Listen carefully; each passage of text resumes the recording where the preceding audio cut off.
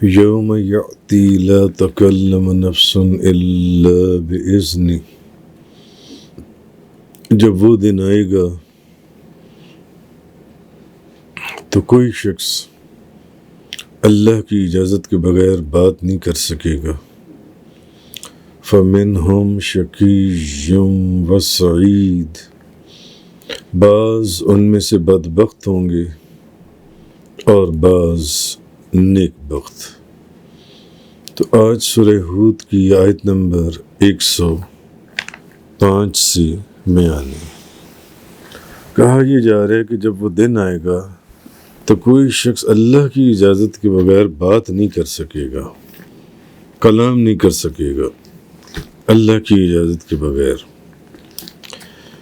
کیونکہ ذکر یہ چل رہا تھا کہ جن بستیوں کو نافرمانی کی وجہ سے، جنہوں نے اپنے نبیوں کی نافرمانی کی اور ان کو تباہ و برباد کر دیا گیا، ان کے اوپر اللہ کا قہر اور عذاب نازل ہوا۔ بعض بستیوں کو نیست و نابود کر دیا گیا اور بعض بستیوں کے صرف نشان باقی رہ گئے جن سے۔ اور ان بستیوں کا بار بار ذکر کیوں کیا جاتا ہے کہ جن نافرمانی کرنے والوں کی بستیوں کو اور ان کی جگہوں کو صفحہ ہستی سے مٹا دیا گیا۔ تو پھر آخرت کا ذکر ہوا تھا کہ آخرت کے اوپر ایمان کیوں ضروری ہے اور آخرت کے دن کا قیام کیوں ضروری ہے۔ بڑی تفصیل سے اس کے اوپر گفتگو ہوئی تھی پچھلے 1-2 دروس کے اندر کہ کیوں ضروری ہے جن سے۔ تو اب جب ہم وہاں آخرت تک پہنچ گئے تھے تو اصل میں کہا یہ جا رہا ہے کہ آج تو یہ لوگ جن سے یہ آپ کے اوپر تانے کستے ہیں، باتیں کرتے ہیں اور طرح طرح کی باتیں بناتے ہیں، یہ وہ لوگ ہیں پہلے گزرے یا مکہ مکرمہ کے کافر جو آپ کی بارگاہ میں گستاخیاں کرتے ہیں۔ یہ بول بول کر تھکتے نہیں ہیں، لیکن ایک دن ایسا بھی آنے والا ہے کہ اس دن کوئی بول نہیں پائے گا۔ جب وہ دن آ جائے گا تو پھر ان سب کی زبانیں بند ہو جائیں گی۔ یہ جتنے نافرمان، بے ادب، گستاخ لوگ ہیں، ان کی زبانیں، اور کافر ہیں یا جو بھی قومیں، ان کی زبانیں بند کر دی جائیں گی اور ان کی زبانوں پر تالے ڈال دیے جائیں گے جن سے، اور ان کے لبوں کو سی دیا جائے گا۔ تو اس دن، یہ وہ دن ہے کہ اس دن وہی اپنی زبان کھول سکے گا جس کو بولنے کی اجازت دی جائے گی۔ اور کون نہیں جانتا کہ اس دن وہ کون سی ہستی ہے جس کو بولنے کی اجازت دی جائے گی۔ حامل لواء الحمد اور صاحب مقام محمود، تاجدار دو جہاں، شاہ سوار لا مکان، مالک زمین و آسماں، روح کن فکاں، حضرت محمد مصطفیٰ صلی اللہ تعالیٰ علیہ وآلہ وسلم وسلم، اس دن ان کو بولنے کی اجازت دی جائے گی۔ تو آج بھی اگر آپ دیکھیں تو کوئی امیر ہے، کوئی غریب ہے، کوئی کالا ہے تو کوئی گورا ہے، کوئی عربی ہے تو کوئی اجمی ہے۔ تو مختلف طریقوں سے یہ لوگ آپس میں تقسیم ہیں، لیکن قیامت والا دن جو ان سے، اس دن بس 2 ہی گروہ ہوں گے۔ ایک جس کو قرآن کہہ رہا ہے جو سعید ہوں گے، اور دوسرے جو شقی ہوں گے، یعنی ایک جو سعادت مند ہوں گے اور دوسرے جو شقاوت مند ہوں گے، جن کے ذمہ شقاوت آئے گی جن سی۔ اس دن 2 ہی گروہ ہوں گے۔ تو جنہوں نے اپنی دنیاوی زندگی میں، اس دنیاوی زندگی میں اپنے رب کو پہچانا اور اس کی بندگی کے اندر، اللہ کی بندگی کے اندر اپنی زندگی کو بسر کیا، ان کو ان لوگوں سے علیحدہ کر دیا جائے گا اور ان کے اوپر سعادت کا پرچم لہرائے گا، اور جو لوگ جنہوں نے اپنے رب کی بندگی کو نہیں پہچانا اور بندگی کو بجا نہیں لائے، یہ وہ لوگ ہیں جو اپنی نفس پرستی کے اندر، لالچ کے اندر، دنیاوی دولت کے اس کے چکر کے اندر جنہوں نے اپنے آپ کو تباہ و برباد کر دیا، یہ جو ان سے لوگ ہیں، ان کے اوپر سعادت مندی کا پرچم لہرائے گا اور ان کے اوپر بدبختی کا پرچم لہرائے گا۔ وہ سعادت مندی کے پرچم کے نیچے ہوں گے، یہ بدبختی کے پرچم کے نیچے ہوں گے۔ تو اس دنیا میں جیسے ایک امیر ہے، ایک غریب ہے، ایک اونچا ہے، ایک نیچا ہے، ایک گورا ہے، ایک کالا ہے، ایک عربی ہے، ایک اجمی ہے، مگر اس دن ایک سعادت مند ہوں گے اور دوسرے وہ جن کے نصیب میں شقاوت آئے گی، جن سے یہ۔ تو آگے فرمایا اسی آیت کے اندر، آیت نمبر 105 کے اندر کہ فَمِنْهُمْ شَقِيٌّ وَسَعِيدٌ، بعض ان میں سے بدبخت ہوں گے اور بعض جو ان سے ہیں وہ نیک بخت ہوں گے، بعض بدبخت ہوں گے اور بعض جو ان سے ہیں وہ نیک بخت ہوں گے۔ تو حضرت عبداللہ بن مسعود رضی اللہ تعالی عنہ بیان کرتے ہیں، بخاری شریف، ترمذی شریف، سنن ابو داؤد شریف، مسلم شریف کی حدیث ہے کہ اور راوی حضرت عبداللہ بن مسعود ہیں، فرماتے ہیں اللہ کے رسول سب سے زیادہ سچی ہیں، اللہ کے رسول سب سے زیادہ سچی ہیں۔ اور آپ نے فرمایا تم میں سے ہر شخص کی تخلیق اپنی ماں کے پیٹ میں 40 روز تک جمع ہوتی رہتی ہے، ہر شخص کی تخلیق ماں کے پیٹ میں۔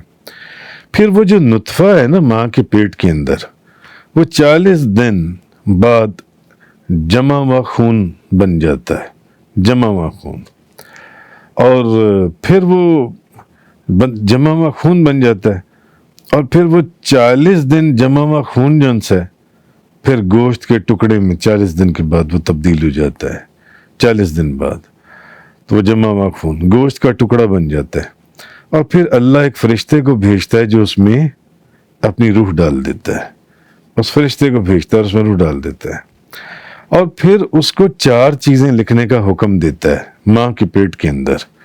جو نطفہ 40 دن پہلے نطفہ، پھر 40 دن وہ جمع ہوا خون، اور پھر وہ گوشت کا لوتھڑا، اور پھر اس کے اندر وہ روح پھونک دی جاتی ہے، اور پھر 4 چیزیں لکھ دی جاتی ہیں۔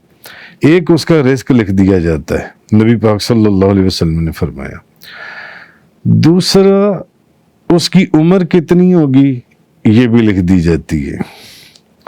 تیسرا یہ بھی لکھ دیا جاتا ہے کہ یہ عمل کیا کرے گا اپنی زندگی کے اندر، یہ شخص عمل کیا کرے گا، اور چوتھا یہ بھی لکھ دیا جاتا ہے کہ وہ شقی ہے یا سعید ہے، وہ بندہ جون سے وہ اس کے یہ شقاوت اس کے نصیب میں ہے یا سعادت اس کے نصیب میں ہے۔ یہ چاروں چیزیں ماں کے پیٹ کے اندر لکھ دی جاتی ہیں۔ کون سی چاروں چیزیں؟ کہ ایک اس کا رزق لکھ دیا جاتا ہے اور اس کی عمر لکھ دی جاتی ہے، 2 عمر رزق لکھ دیا جاتا ہے، عمر لکھ دی جاتی ہے، اور یہ لکھا جاتا ہے کہ یہ بندہ عمل کیا کرے گا، نماز پڑھے گا یا چوری کرے گا، آب زمزم پیے گا یا شراب پیے گا، اس کے نصیب میں جو باتیں ہوتی ہیں وہ لکھ دی جاتی ہیں، اس کا رزق لکھ دیا جاتا ہے، اس کی عمر لکھ دی جاتی ہے، اور یہ لکھ دیا جاتا ہے یہ عمل کیا کرے گا، اور یہ بھی لکھ دیا جاتا ہے کہ یہ شقی ہے یا سعید ہے، یہ سعادت مندوں میں سے ہوگا یا جن کے نصیب میں شقاوت ہوتی ہے یہ ان میں سے ہوگا۔ نبی پاک صلی اللہ علیہ وسلم نے فرمایا اس ذات کی قسم جس کے قبضہ قدرت میں میری، حضور نے فرمایا کہ اس ذات کی قسم جس کے سوا کوئی عبادت کا مستحق نہیں ہے، تم میں سے ایک شخص اہل جنت کے عمل کرتا رہتا ہے، ایک بندہ تم میں سے، حضور نے فرمایا تم میں سے ایک بندہ جنتیوں والے عمل کرتا رہتا ہے جنتیوں والے، یہاں تک کہ اس کے اور درمیان میں جنت کا ایک ہاتھ کا فاصلہ رہ جاتا ہے، مگر پھر جو ماں کے پیٹ میں لکھا تھا، یعنی پھر اس پر لکھا ہوا غالب آ جاتا ہے، وہ جو مقدر لکھا گیا تھا، وہ ساری زندگی تو جنتیوں والے عمل کرتا رہا، مگر مرتے وقت اس کا خاتمہ اہل دوزخ کے عمل کے اوپر ہوتا ہے اور وہ دوزخ میں داخل ہو جاتا ہے۔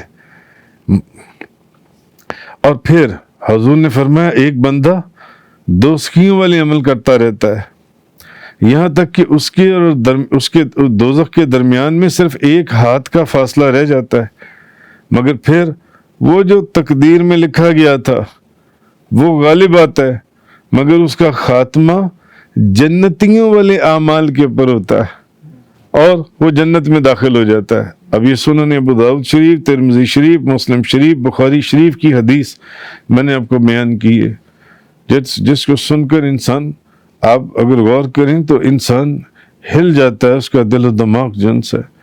ایک انسان جنتیوں والے عمل کرتا رہا یہاں تک کہ اس کے اور جنت کے درمیان میں صرف ایک ہاتھ کا فاصلہ رہ گیا، مگر وہ جو لکھا تھا وہ غالب آیا اور وہ دوزخیوں والے اعمال کے اوپر اس کا خاتمہ ہوا اور وہ دوزخ میں داخل ہوگا۔ اللہ سے پناہ مانگنی چاہیے، اللہ سے معافی مانگنی چاہیے، اللہ سے معافی مانگنی چاہیے۔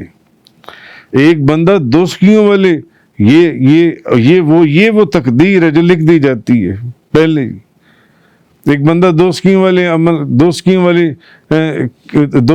عمل کرتا رہا یہاں تک کہ اس کے دوزخ کے درمیان میں ایک ہاتھ کا فاصلہ رہ گیا، مگر اللہ کا لکھا غالب آیا اور اس کا خاتمہ جنتیوں والے اعمال کے اوپر ہوا اور وہ جنت میں داخل کر دیا گیا۔ اب یہاں کچھ سوالات پیدا ہوتے ہیں۔ بات سوچنے کی اصل میں یہ ہے، اب یہاں یہ سوال پیدا ہوتا ہے، کوئی بندہ سوال کر سکتا ہے کہ جناب اگر ایسی بات ہے تو پھر اس میں ہمارا قصور کیا ہے؟ یہ تو پھر جو خدا نے لکھا وہ ہم نے کیا۔ ایک بندے نے نماز پڑھی تو خدا نے پہلے ہی لکھا ہوا تھا، تو ایک بندے نے شراب پی تو خدا نے پہلے ہی لکھا۔ اکثر لوگ یہ باتیں کرتے ہیں، مگر یہ جو حدیث سنن ابی داؤد، ترمذی، مسلم، بخاری شریف کی میں نے آپ کو سنائی، اس حدیث کو سن کر انسان اگر اپنے وجود کے اندر دیکھے تو انسان خوف زدہ ہو جاتا ہے، یا اللہ پھر کیا بنے گا؟ ایک بندہ ساری عمر جنتیوں والے کام کرتا رہا یہاں تک کہ اس کی اور جنت کے درمیان میں ایک ہاتھ کا فاصلہ رہ گیا، مگر اللہ کا لکھا غالب آیا، وہی جو میں نے پیچھے اس حدیث میں سنایا کہ اس فرشتے کو جب اللہ بھیجتا ہے کہ اس کا رزق لکھ دو، اس کی عمر لکھ دو، اس کا عمل لکھ دو اور اس کی شقاوت اور سعادت لکھ دو، اللہ کا لکھا غالب آیا۔ وہ جو بندہ ساری عمر جنتیوں والے عمل کرتا رہا، مرتے وقت دوزخیوں والے عمل کرنے شروع کر دیے اور وہ دوزخ میں داخل کر دیا جاتا ہے۔ اللہ تعالیٰ یہ فرماتا ہے مگر ایک بندہ دوزخیوں والے عمل کرتا رہا اور اس کی اور دوزخ کے درمیان میں صرف ایک ہاتھ کا فاصلہ رہ گیا، اور مگر اللہ کا لکھا ہوا غالب آیا اور وہ جون سے ایک جنتیوں والے عمل کے اوپر اس کا خاتمہ ہوا اور وہ جنت میں داخل کر دیا جائے گا۔ تو حضرت علی کرم اللہ وجہ الکریم، یہ بھی ترمذی شریف، یہ بھی سنن ابو داؤد شریف، مسلم شریف، بخاری شریف کی حدیث ہے۔ حضرت علی کرم اللہ وجہ الکریم فرماتے ہیں کہ ہم نبی پاک صلی اللہ علیہ وسلم کے پاس بیٹھے ہوئے تھے، آپ نے فرمایا تم میں سے ہر شخص کا ٹھکانہ لکھ دیا گیا ہے، وہ جنت میں ہے یا دوزخ میں، ہر بندے کا ٹھکانہ لکھ دیا گیا ہے کہ وہ جنت میں جائے گا یا دوزخ میں جائے گا، یہ لکھ دیا گیا۔ تو ہم نے کہا یا رسول اللہ، جب یعنی کہ میں آپ کو اس کا مفہوم سمجھا رہا ہوں، یعنی کہ جب یہ چیز لکھ ہی دی گئی ہے کہ اس نے جنت میں جانے اور اس نے دوزخ میں جانے، تو یا رسول اللہ پھر ہم اسی کے اوپر ہی بس اعتماد کر لیتے ہیں، ٹھیک ہے جس نے جنت میں جانا ہے جنت میں چلا جائے، جس نے دوزخ میں جانا ہے دوزخ میں چلا جائے۔ نبی پاک صلی اللہ علیہ وسلم نے فرمایا نہیں، تم عمل کرو کہ ہر شخص کے لیے اس کا عمل آسان کر دیا گیا ہے۔ اور پھر آپ نے اس قرآن میں سے یہ آیات پڑھی، فَأَمَّا مَنْ أَعْطَى وَاتَّقَى وصدق بالحسنى فسنيسره لليسرى وأما من بخل واستغنى وكذب بالحسنى فسنيسره للعسرى. تو اللہ کی راہ میں جس نے اللہ کے راستے میں دیا، اللہ کے راستے میں دیا اور اللہ سے ڈرا اور نیک بات کی تصدیق کی، تو ہم ان قریب اس کے لیے نیک اعمال آسان کر دیں گے، نیک عمل جو ان سے آسان کر دیں گے. اب آپ کو اس بات کی تصدیق اور اس بات کی سمجھ میں آ جائے گی. وہ جو پچھلی حدیث میں نے آپ کو سنائی حضرت عبداللہ بن مسعود والی جو سی ہے کہ ایک بندہ جنتیوں والے کام کرتا رہا اور اس کے اور جنت کے درمیان میں ایک ہاتھ کا فاصلہ رہ گیا، مگر وہ اللہ کا لکھا غالب آیا اور وہ دوزخیوں والے کام کرنا شروع ہو گیا اور وہ دوزخ میں داخل ہو گیا. اور ایک بندہ دوزخیوں والے کام کرتا رہا یہاں تک کہ دوزخ کی اور اس کے درمیان میں ایک ہاتھ کا فاصلہ رہ گیا، مگر اللہ کا لکھا غالب آیا. وہ جو فرشتہ ماں کے پیٹ میں 40 دن وہ اپنی اصل کیفیت اور پھر وہ خون کی پھٹکی اور پھر وہ گوشت اور پھر اس میں روح پھونک کر اس کی 4 چیزیں لکھتا ہے، اس کا رزق کتنا ہے، اس کی عمر کتنی ہے، یہ عمل کیا کرے گا، یہ عمل کیا کرے گا. یعنی وہ پہلے ہی لکھ دیتا ہے یہ اس نے عمل کرنے کیا ہیں جن سے، اور یہ شقی ہے، یہ سعادت مند ہے یا شقاوت اس کے نصیب میں آئے گی. اب وہ جو اللہ کا لکھا ہے وہ غالب آتا ہے. وہ جنتیوں والا مرنے سے پہلے دوزخیوں والے کام کرنے شروع کر دیتا ہے اور اس نے دوزخ میں جانا ہے کیونکہ لکھا دوزخ گیا ہوا تھا. اور دوزخیوں والا جو دوزخیوں والے عمل کر رہا ہوتا ہے، جس کو لوگ دیکھ کر کہتے ہیں یہ دوزخی ہے، جہنمی ہے، وہ مرتے وقت جون سے جنتیوں والے کام کرنا شروع کر دیتا ہے اور وہ جاتا جنت کے اندر ہے. کیوں؟ اللہ نے جو لکھا تھا وہ غالب آ گیا. اب یہ جو چیز میں نے آپ کو بتائی، حضرت علی کرم اللہ وجہ الکریم فرماتے ہیں ہم نے حضور سے پوچھا، یہ اگلی حدیث ہے کہ ہم نے پوچھا یا رسول اللہ اگر ایسی بات ہے تو پھر بس ٹھیک ہے، جو لکھ دیا گیا پھر ویسے ہی ہوگا. پھر ویسے حضور نے فرمایا نہیں، تم عمل کرو، ہر شخص کے لیے اس کا عمل آسان کر دیا گیا ہے، عمل آسان کر دیا گیا. اب آپ اگلی حدیث سے بات کو سمجھیں گے. حضرت عبداللہ بن عمر بن عاص رضی اللہ تعالیٰ عنہما وہ فرماتے ہیں کہ اللہ کے رسول اس حال میں ہمارے پاس تشریف لائے، نبی پاک صلی اللہ علیہ وسلم، حضور کے ایک صحابی فرماتے ہیں حضور آئے ہمارے پاس تو حضور کے ہاتھ میں 2 کتابیں تھیں. نبی کریم صلی اللہ علیہ وسلم کے ہاتھ میں 2 کتابیں تھیں. آپ نے فرمایا کیا تم جانتے ہو یہ کیسی 2 کتابیں؟ یہ 2 کتابیں جو سی. ہم نے عرض کیا نہیں یا رسول اللہ، یہ جو 2 کتابیں آپ لائیں ہمیں نہیں پتا، اگر آپ بتائیں تو یعنی ہمیں پتہ چل جائے گا. تو آپ نے اس کتاب کے متعلق فرمایا، آپ نے فرمایا یہ جو میری دائیں ہاتھ میں کتاب ہے یہ رب العالمین کی طرف سے یہ کتاب ہے، اور اس کتاب میں یہ جو میری دائیں ہاتھ میں کتاب ہے اس میں سارے جنتیوں کے نام ہیں، اور جتنے لوگوں نے جنت میں جانے ان کے باپ اور ان کے دادا کا نام بھی اس میں موجود ہے، اور وہ جس قبیلے کی ہیں ان کے قبیلوں کے نام بھی اس میں موجود ہیں. اور اس کے اخیر کے اوپر کل تعداد لکھ دی گئی ہے کہ ان لوگوں نے جنت میں جانا ہے. اب نہ اس میں کمی ہونی ہے نہ اس میں زیادتی ہونی ہے. اچھا پھر حضور نے فرمایا کہ یہ جو کتاب میرے بائیں ہاتھ کے اندر ہے یہ بھی اللہ رب العالمین کی طرف سے، یہ بھی رب العالمین کی طرف سے کتاب ہے، اور اس کتاب میں دوزخیوں کے نام لکھ دیے گئے ہیں اور دوزخیوں کے باپ اور ان کے بھی دادوں کے نام جو ان سے لکھ دیے گئے ہیں اور ان کے قبیلوں کے بھی نام لکھ دیے گئے ہیں. اور اس کے بھی اخیر میں ٹوٹل کر دیا گیا گرینڈ ٹوٹل کہ ٹوٹل لوگ جہنم میں کتنے جائیں گے، اور اس میں بھی نہ کمی ہونی ہے نہ زیادتی ہونی ہے. تو صحابہ کرام نے فرمایا یا رسول اللہ، اب یہاں پر بھی وہی صحابہ کرام نے سوال کیا جو حضرت علی کرم اللہ وجہ الکریم والی حدیث میں انہوں نے سوال کیا. انہوں نے کہا کہ پھر یا رسول اللہ ہم اسی کے اوپر اعتماد کر لیتے ہیں جب حضور نے فرمایا کہ تم میں سے ہر شخص کا ٹھکانہ لکھ دیا گیا ہے کہ وہ یہ بندہ جنت میں ہے یا یہ بندہ دوزخ میں. تو انہوں نے کہا کہ پھر ہم اسی کے پر اعتماد کر لیتے ہیں. اب اس حدیث میں بھی جب حضور نے دونوں کتابیں دکھائیں، دائیں کتاب جنتیوں کی اور بائیں کتاب دوزخیوں کی، اور اس میں بھی ان کے باپ دادوں کے نام اور اس میں بھی باپ دادوں قبیلے کا نام، اور حضور نے فرمایا کہ اس میں اب کوئی اس کا گرینڈ ٹوٹل بھی کر دیا گیا کہ یہ ٹوٹل لوگ اتنے ہوں گے، نہ یہ بڑھیں گے اور نہ یہ کم ہوں گے. اچھا یہاں پر بھی انہوں نے پھر یہی سوال کیا صحابہ کرام نے. انہوں نے کہا یا رسول اللہ جب سب کچھ لکھا جا چکا ہے اور فراغت ہو چکی ہے، جب سارا کچھ لکھا جائے تو پھر ہم عمل کیوں کریں؟ جب لکھا ہی گیا ہے کہ اس نے جنت میں جانا ہے اور اس نے دوزخ میں جانا ہے، تو پھر ہم عمل کرنے کی کیا ضرورت ہے؟ یہ تو لکھا ہی کہ پھر عمل کرو یا نہ کرو، یعنی کہ سمجھانے کی بات آپ کو سمجھانے کے لیے بتا رہا ہوں، تو پھر عمل کرے یا نہ کرے، پھر کیا ضرورت ہے؟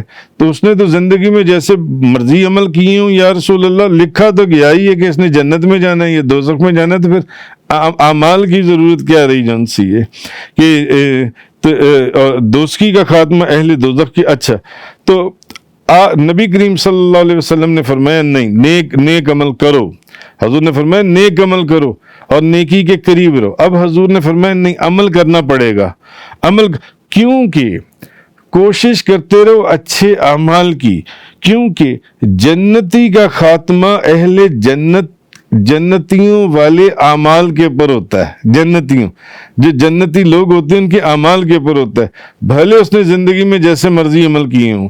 اور دوزخی کا خاتمہ، جس شخص نے دوزخ کے اندر جانا ہے، اس کا خاتمہ دوزخ کے اعمال پر کیا جاتا ہے، بھلے اس نے زندگی میں جیسے مرضی کام کیے ہوں، جتنی مرضی جو بھی اس نے کیا ہو، مگر خاتمہ اس کا دوزخ کے اندر جانے والے لوگوں کے اعمال کے اوپر ہوتا ہے، اور جنتی کا خاتمہ جنت کے اندر جانے والے لوگوں کے اعمال کے اوپر ہوتا ہے۔ اس لیے عمل کرتے رہو، نبی پاک صلی اللہ علیہ وسلم نے فرمایا۔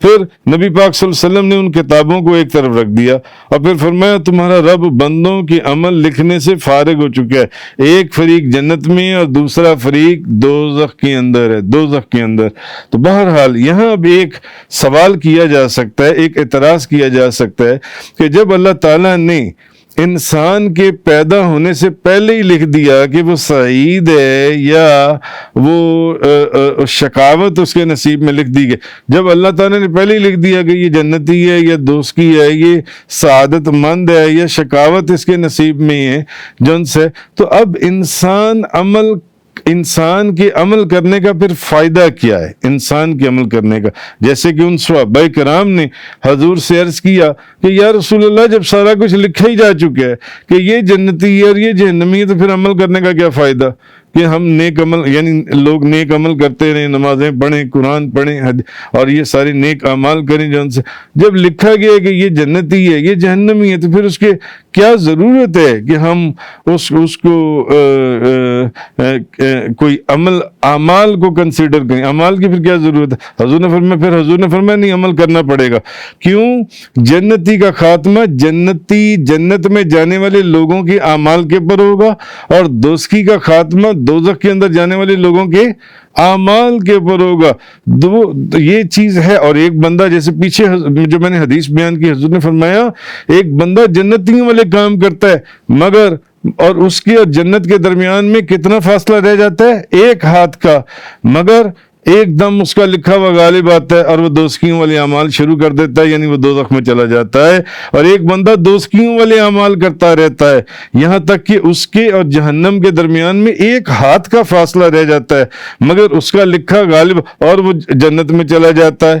اچھا، اب کہنے کا مقصد یہ ہے کہ اب یہاں ایک اعتراض ہوتا ہے کہ بھی جب سارا کچھ لکھ دیا گیا ہے، جنت اور دوزخ، شقاوت اور سعادت، یہ لکھ دی گئی ہے، تو پھر اب عمل کرنے سے کیا فائدہ ہوگا جو کہ پہلے سے تقدیر میں لکھا ہوا ہے؟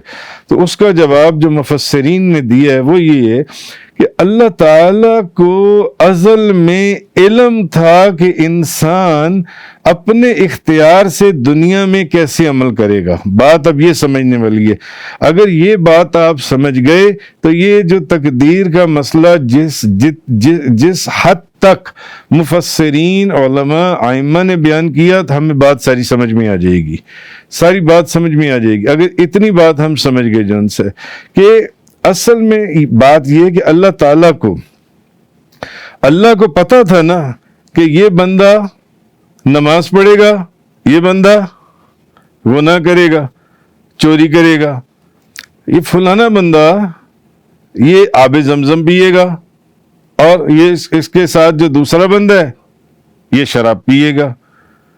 یہ اللہ کو تو پتا تھا نا، اللہ کو معلوم تھا کہ فلاں بندہ کیا کرے گا اور یہ فلاں بندہ جن سے وہ کیا کرے گا جن سے۔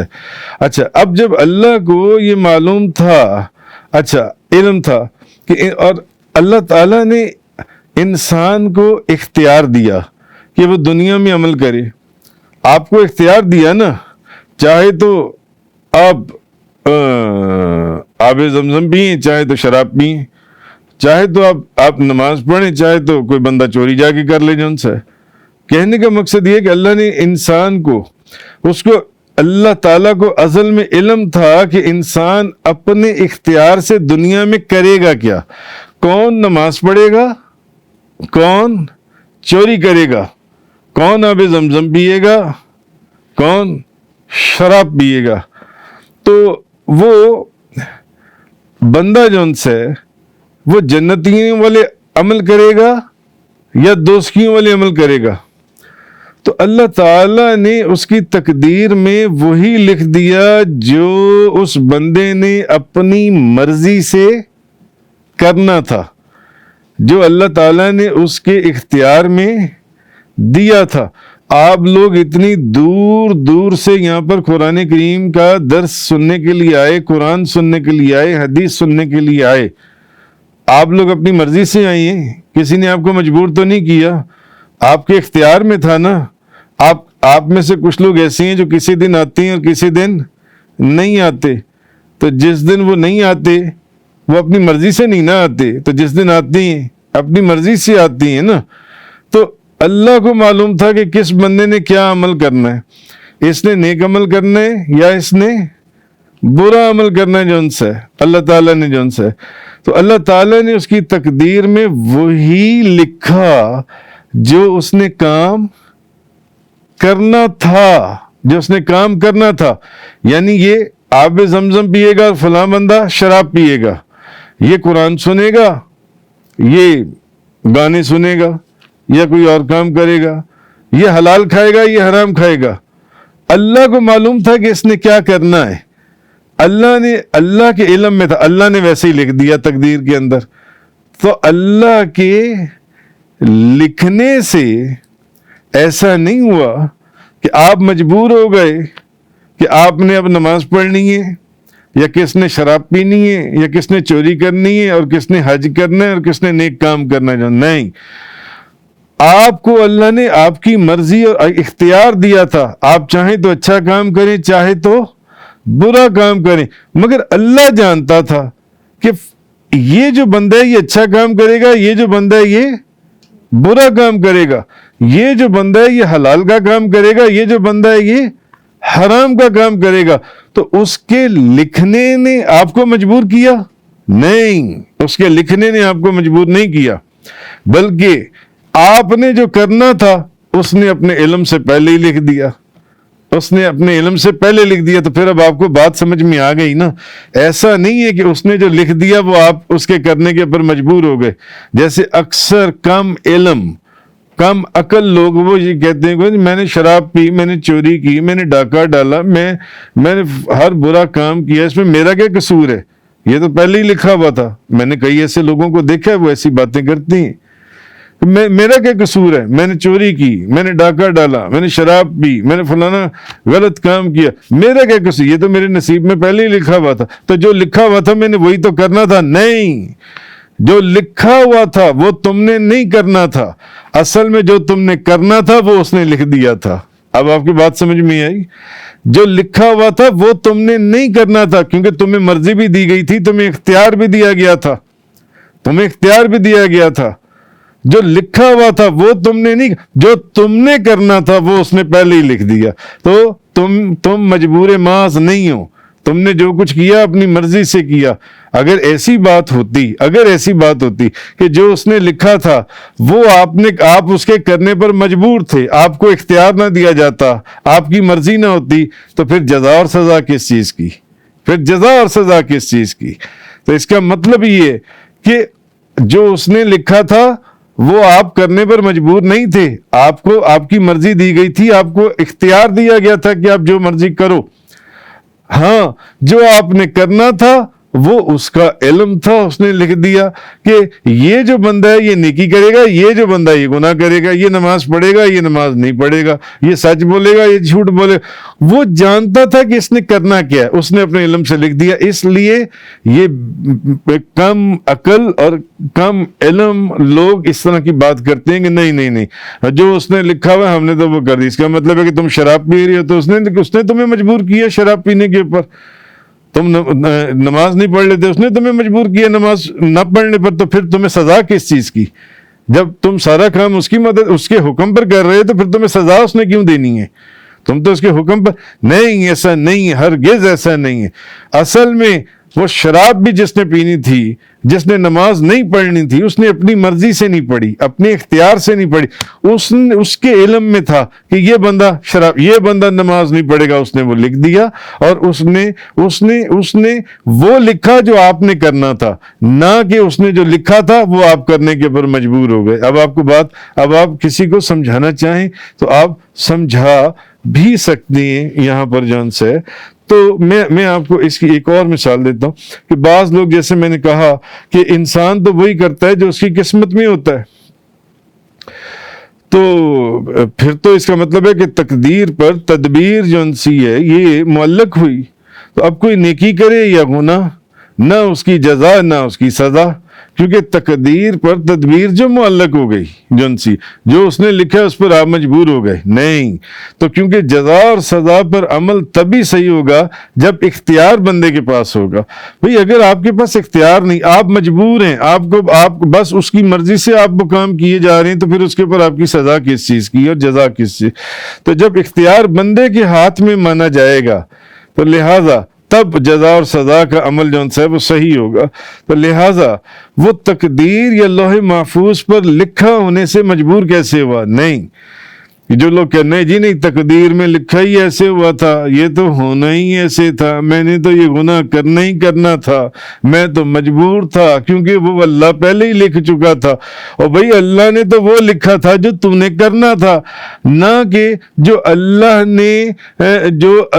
اللہ نے لکھا تم اس کے لکھنے کے اوپر مجبور ہو گئے. اللہ نے تو تمہیں مرضی اور اختیار دیا تھا جن سے, تو مجبور تو تم تب ہوتے نا کہ اگر خدا اس کو اختیار نہ دیتا.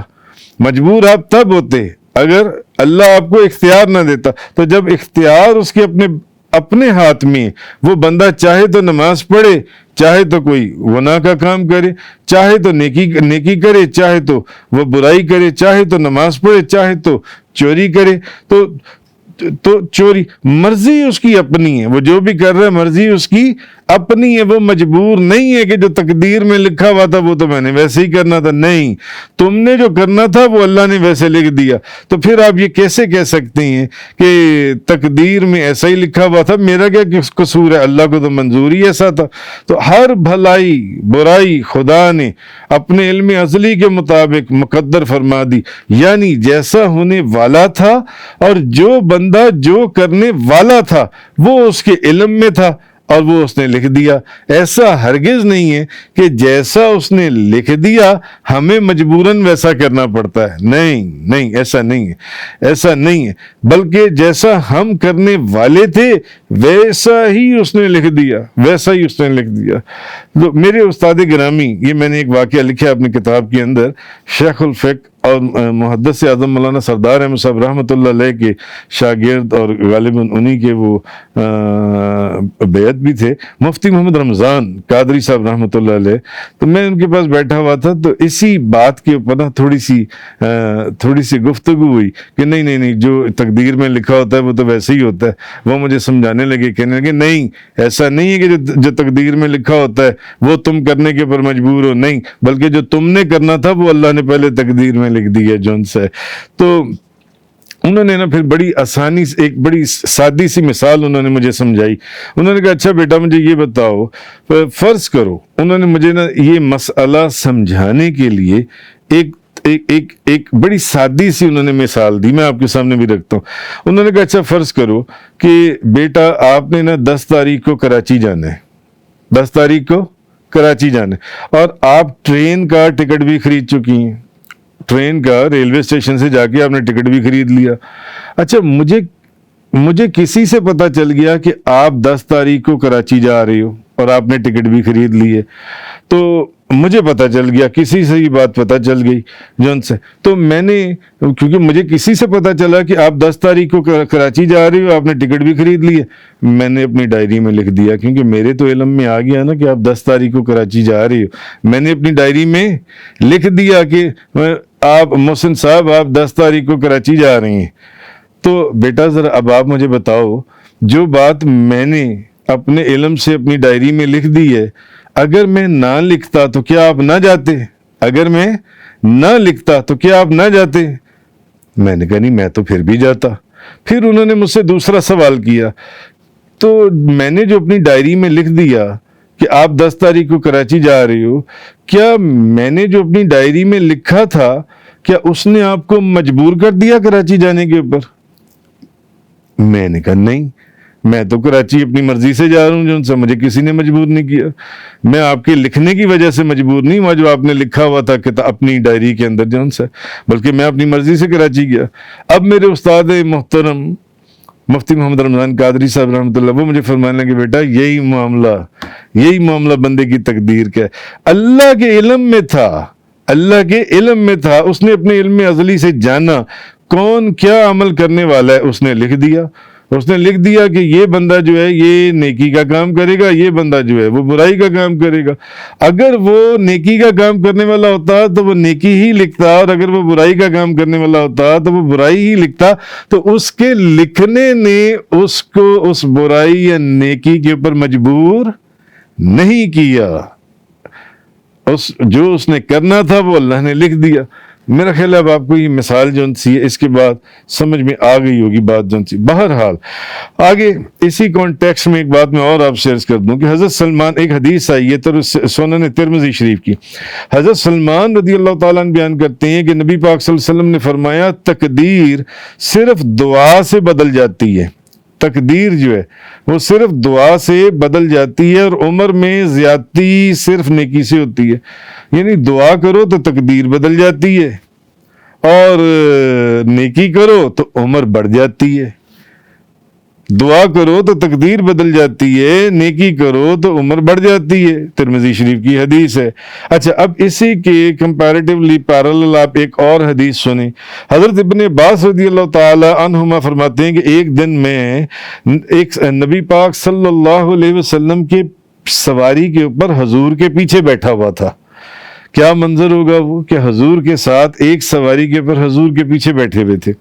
تو حضور نبی پاک صلی اللہ علیہ وسلم نے فرمایا، اے بیٹے میں تمہیں چند کلمات کی تعلیم دیتا ہوں، میں تمہیں چند کلمات بتانا چاہتا ہوں، کچھ تعلیم دینا تم اللہ کے دین کی حفاظت کرو، اللہ تمہاری حفاظت کرے گا، تم اللہ کے احکام کی حفاظت کرو، تم اللہ کی رضا کو اپنے سامنے پاؤ گے، جب تم سوال کرو تو تم اللہ سے سوال کرو، اور جب تم مدد طلب کرو تو اللہ سے مدد طلب کرو، اور یقین رکھو کہ اگر پوری امت تمہیں کوئی فائدہ پہنچانے پر جمع ہو جائے تو جو چیز اللہ نے تمہارے لیے لکھ دی ہے وہ تمہیں فائدہ نہیں پہنچا سکتی۔ پوری امت اگر مل کر بھی تمہیں کوئی فائدہ دینا چاہے تو فائدہ نہیں پہنچا سکتی، اگر اللہ نے وہ تمہارے لیے نہیں لکھی تو وہ تمہیں فائدہ نہیں پہنچا سکتی، اور اگر سب لوگ مل کر تمہیں کوئی نقصان پہنچانے کے اوپر اکٹھے ہو جائیں تو جو چیز اللہ تعالیٰ نے تمہارے لیے نہیں لکھی ساری دنیا مل کر بھی تمہیں نقصان نہیں پہنچا سکتی۔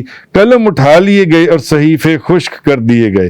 اچھا، اب اس پہلی حدیث سے جو میں نے آپ کو پہلی حدیث سنائی کہ حضور نے فرمایا کہ دعا تقدیر کو تبدیل کر دیتی ہے، اور نیکی جو ہے وہ عمر میں زیادتی کر دیتی ہے، عمر کو بڑھا دیتی ہے، جبکہ دوسری حدیث جو میں نے آپ کو سنائی جو سی ہے اس سے یہ پتہ چلتا ہے کہ یہ تقدیر بدل ہی نہیں سکتی۔ پہلی حدیث میں ہے کہ یہ دو چیزیں تبدیل ہو جاتی ہیں، دعا سے تقدیر تبدیل ہو جاتی ہے اور نیکی سے عمر تبدیل ہو جاتی ہے، عمر میں اضافہ ہو جاتا ہے، اور دوسری حدیث سے یہ پتہ چلا کہ نہیں یہ چیزیں تو تبدیل ہی نہیں ہو سکتی، جون سی ہیں یہ چیزیں تبدیل ہی نہیں ہو سکتی۔